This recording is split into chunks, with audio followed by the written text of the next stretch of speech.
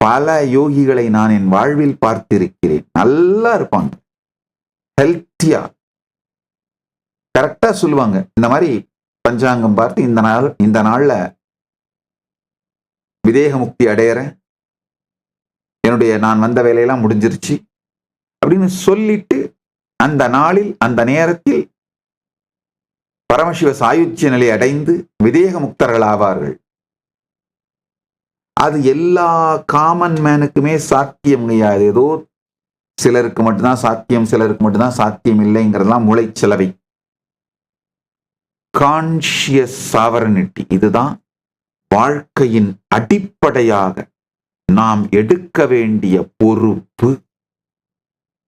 உடல் நலமாகட்டும், மனநலம் அதே மாதிரி.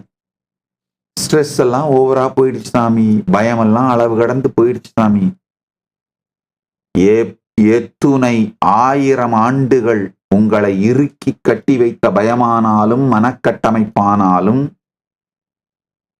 சாட்சியை சாட்சியாக பார்க்கின்ற இந்த ஒரே ஒரு ஞான நுட்பத்தாலே அப்சர்வரை அப்சர்வ் பண்ணுங்க, விட்னஸ் பண்ணுங்க. இந்த ஒரே ஒரு ஞான நுட்பத்தாலே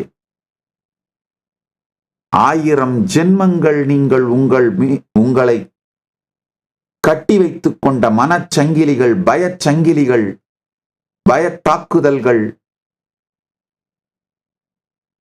அனைத்து கெட்ட சம்ஸ்காரங்களையும் உடைத்தெறிந்து வெளியேறுவீர்கள்.